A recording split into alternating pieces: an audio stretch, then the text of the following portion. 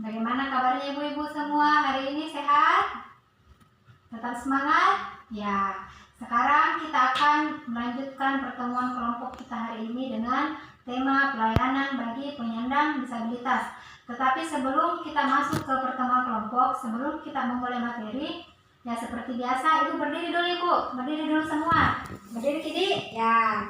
Sekarang kita mulai yel-yel P2K2 seperti biasa, masih ingat? Ya, sekarang kita mulai ya. Tepuk P2K2. Pertemuan peningkatan kemampuan keluarga. Ya, sekarang silakan duduk kembali ibu-ibu semua. Duduk kiri. Ya. Sekarang kita masuk ke materi pertemuan kelompok kita hari ini, yaitu tentang pelayanan bagi penyandang disabilitas. Sebelum masuk ke teori, saya tanya dulu. Ibu ada yang tahu apa itu penyandang disabilitas? Kita tahu, kita tahu? Ya, betul sekali. Itu. Kalau kita ibu, kita tahu apa itu disabilitas? Oh, udah kita tahu. Oh ya, kalau begitu saya jelaskan jadi. Nah, jadi apa itu penyandang disabilitas?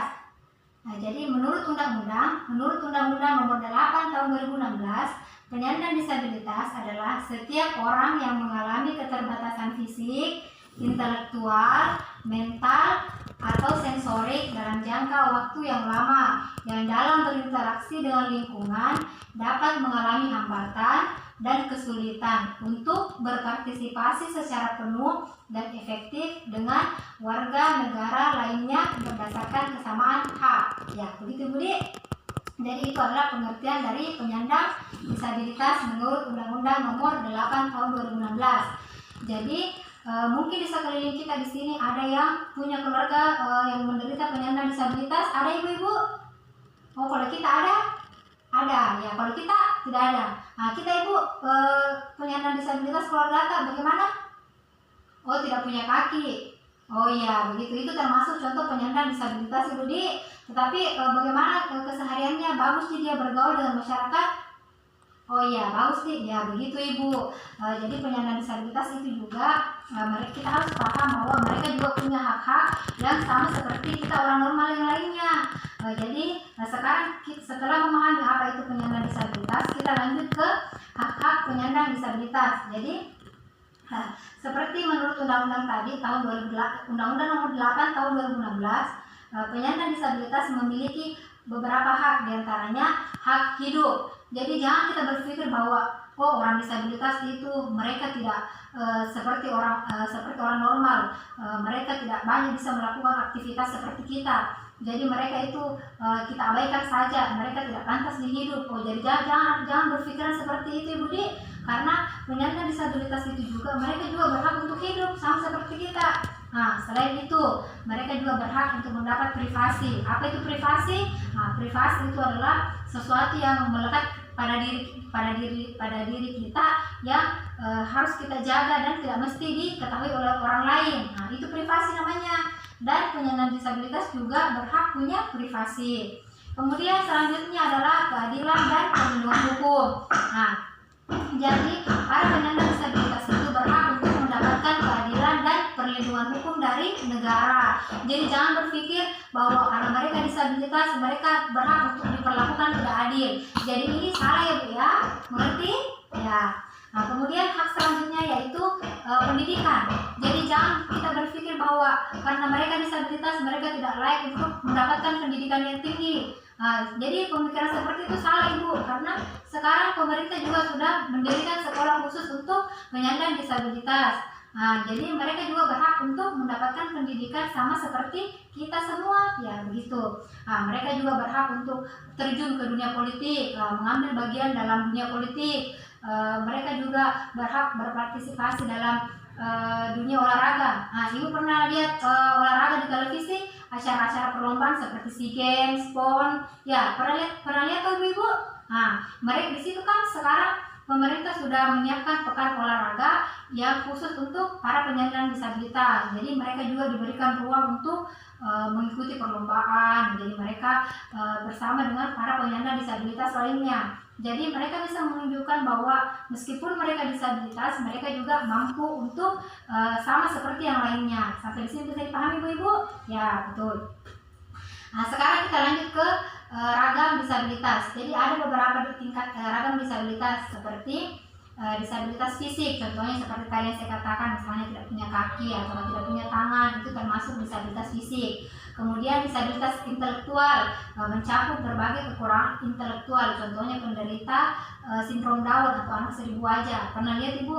Ada di Asia itu anak yang sama-sama semua mukanya, nah itu namanya anak sindrom Down. Mereka itu termasuk penyandang disabilitas secara intelektual.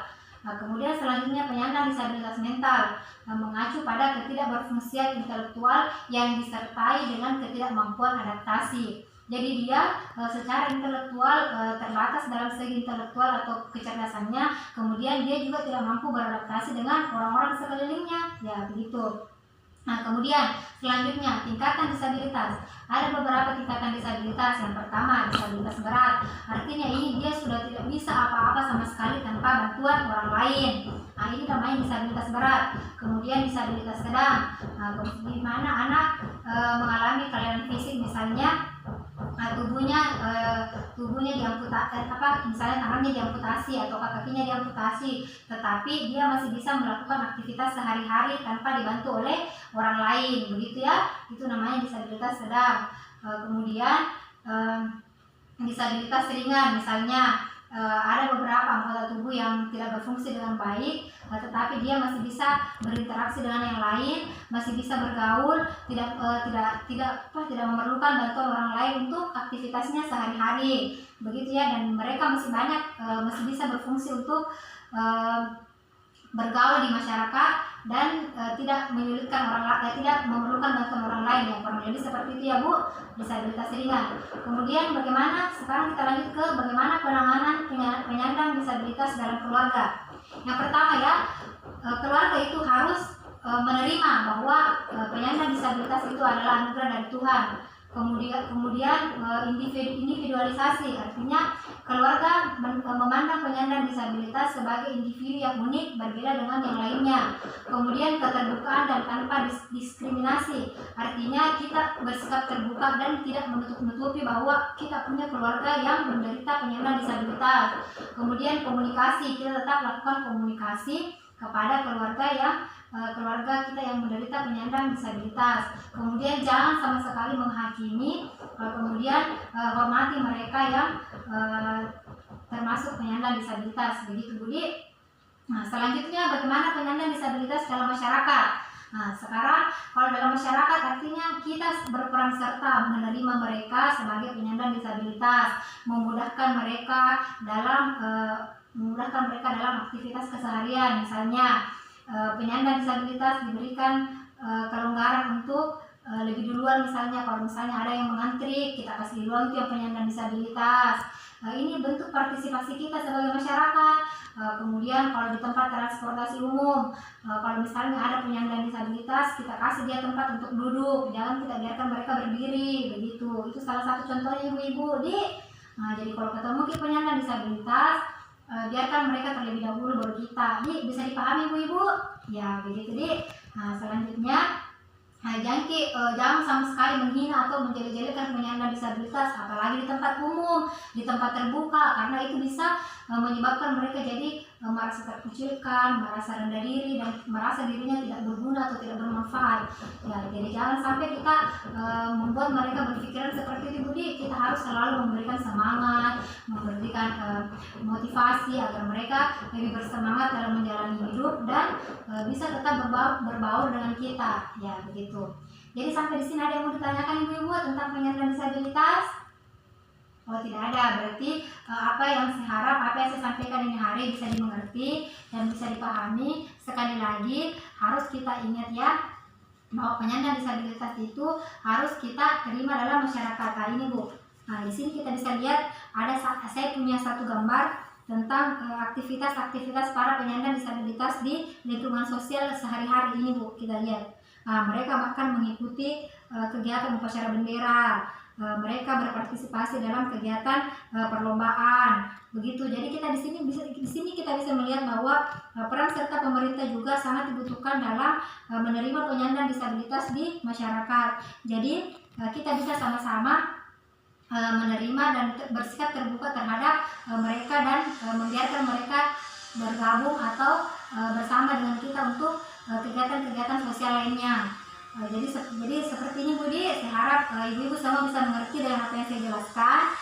Saya rasa pertemuan hari ini saya rasa cukup. Semoga kita bisa mengaplikasikan apa yang kita dengarkan ini hari di kehidupan kita sehari-hari. Selebihnya saya harap ibu-ibu bisa kembali ke rumah dengan selamat, sehat sampai di rumah, dan kita bisa berkumpul lagi untuk pertemuan kelompok kita bulan depan. Saya rasa sekian. Assalamualaikum warahmatullahi wabarakatuh.